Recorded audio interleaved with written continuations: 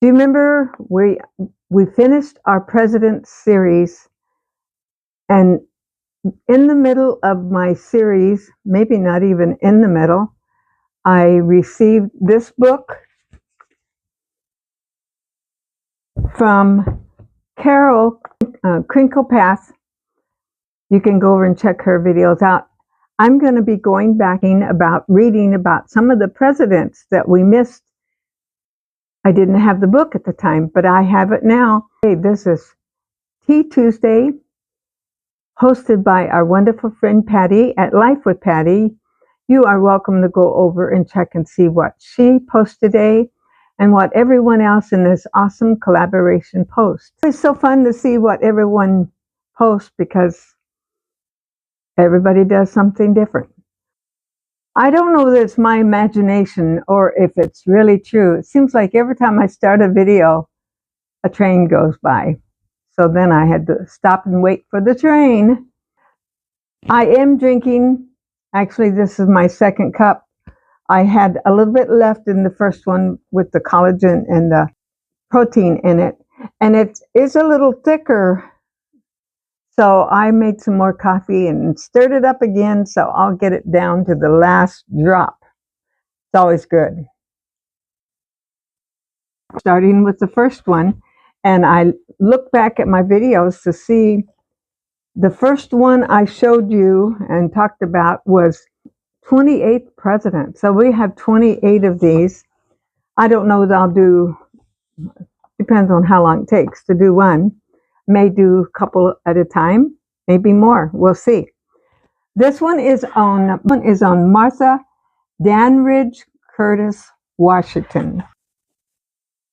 About Martha Washington, I don't know how much we know. I don't know how much I know. So let's see. She was born June 21st, 1731 in Chestnut Grove Plantation, New Kent County, Virginia. She was British, and her mother was Frances Jones Dandridge, and her father was John Dandridge. She had two husbands, Daniel Parker Curtis from 1711 to 1757, and George Washington from 1732 to 1799. They had 4 children, 2 boys and 2 girls. And she was educated at home. She was 57 at the age of inauguration. And she died in 1802 from natural causes. Martha Danridge enjoyed a pleasant childhood at her parents' Virginia plantation, where she had lessons in music and writing as well as housekeeping. Graceful and confident, she moved easily into Virginia's high society. She married Daniel Curtis when she was 17 years old and had 4 children. Okay, let's see how this works out because I don't remember. But by the time Martha was 25, 2 of her babies, her husband had died. As a pretty and wealthy young widow, Martha had many admirers. She chose Colonel George Washington, and the 2 were married in 1759. For the next 16 years, Martha and George divided their times between 6 Chimneys, that's Martha's estate in Williamsburg, and Mount Vernon, Washington plantation just across the Potomac River from what is now the nation's capital. In 1773, Martha's other daughter died. That's always so sad to hear that. When Revolutionary War came and George Washington was made commander of the Continental Forces, Martha remained at Mount Vernon, managed the estate. She made many trips to her husband's military quarters. During the hard winter at Valley Forge, she took care of the sick and wounded soldiers. She set an example for others by wearing American homespun rather than clothes made of imported fabrics. When her son John Parke Curtis, died of camp fever during the War for Independence, his two children came to live at Mount Vernon. The presidential barge first docked in New York, the new nation's capital. No one knew what to expect of the first president and his wife, but a tradition was born. Lady Washington waved to the crowd that lined the streets. The First Lady would be a public figure, standing before the American by her husband's side. Martha Washington kept her simple, amiable, and industrious ways when her husband became the first president of the United States. Although she presided gracefully over social occasions, she did not like the life of the First Lady. The temporary capital of New York and Philadelphia never felt like home to her, and the formality of state reception made her uncomfortable. Although she missed her quiet life in Virginia, Martha Washington fulfilled her role with dignity. In 1797, George and Martha retired from public life and returned happily to their Mount Vernon estate. George Washington died 2 years later, and Martha remained in Mount Vernon, living quietly until her death at the age of 70 in 1802. Her will freed all the slaves at Mount Vernon. And by the way, if you notice the pin back here, it's an old-fashioned diaper pin. This, I didn't change this is really, I call it sleepwear.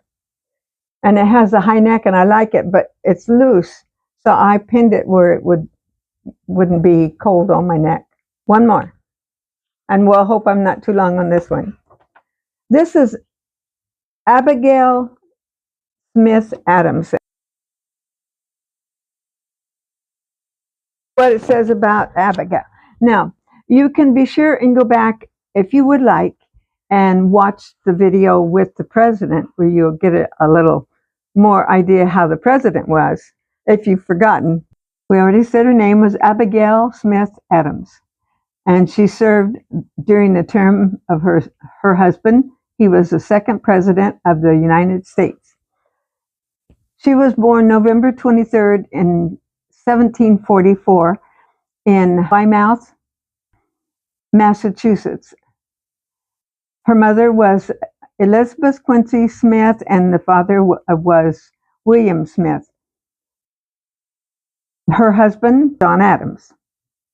He was our president. They had 5 children, 3 boys and 2 girls, and she was educated at home. And she was 52 when they came to the White House. She died in 1818 of natural causes. Abigail Smith's father was a congressional minister who believed education was important from childhood on. Abigail was an avid reader and letter writer, and at 19 she married her cousin John Adams. I don't know if it was the first cousin or not. Maybe it will say. Who was a lawyer. The two shared the love for books and conversation, and John considered her intellectual equal. They lived on a farm in Baintree, Quincy, Massachusetts, where they had 5 children, one of who died in infancy. John's law career required them to travel often. Then came the American Revolution, followed by his appointments to the Continental Congress and as an envoy to Europe. Separation became a sorry fact of life for John and Abigail. While John was away, Abigail ran the farm, managed the household, and saw to the children's educations. She missed her husband terribly and wrote him often, keeping him informed on personal, business, and political developments at home. She advised Adams in famous letter to Remember the Ladies. While the Congress was debating the question of Americans' independence for women's rights in education, especially in education, concerned Abigail her whole life. In 1784, Abigail finally joined her husband in Europe. Living in Paris and London for nearly 4 years, the couple returned home and John Adams became the nation's first vice president. Abigail worked with the First Lady, Martha Washington, to set protocol and establish precedents for formal social functions. However, when her husband was re-elected, she returned to Massachusetts. After her husband's election as president, Abigail brought social occasions some elegant style she had experienced while being in Europe. As President Adams' wife, Abigail discussed politics with him, reviewed his speeches, gave him advice, and publicly supported his policies. She had a sharp tongue and a strong view, and her opinions on political issues and national leaders were thought to influence her husband. Abigail was dubbed Mrs. President and was often criticized for her unladylike ways, but her dinners and parties were lively, sparkling with witty and intelligent conversation. In October of 1900, the Adams left the temporary capital of Philadelphia and moved to the new federal city under the construction of Potomac. The presidential home was far from complete, but with typical style and vigor, Abigail ready to carry out her role as the first White House hostess. Abigail was disappointed when John Adams was not re-elected for the second term, but the couple enjoyed the time they could now spend together back home in Massachusetts with their children and grandchildren.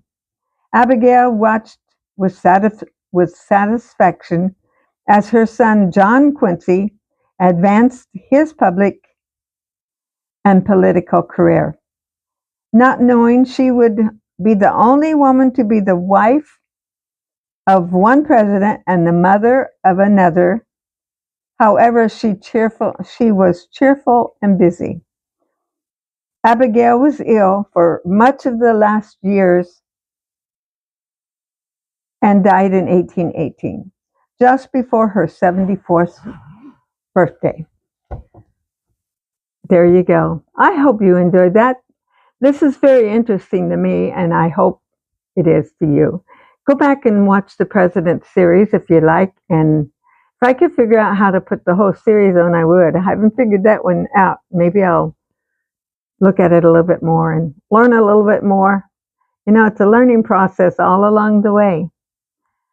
I'm going to go for this time. Tomorrow is budget meals under $5.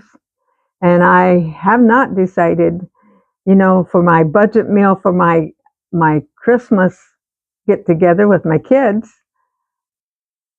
I got 2 pizzas at Costco. They were $9.99 each, and they were huge. We had probably almost a whole one left. One would have been plenty. So that's budget meal, I'd say, for a crowd that we had. We had what, 2, 4, 6, 7 people here, and we had more than enough. So you can really do it on a budget if you choose to, and we'll have to see what I come up with tomorrow, because I really don't quite know. I know it's Christmas time and everybody's going to be doing something different, but if you get a chance, I'd appreciate it if you can go back and watch any of my other videos if you would.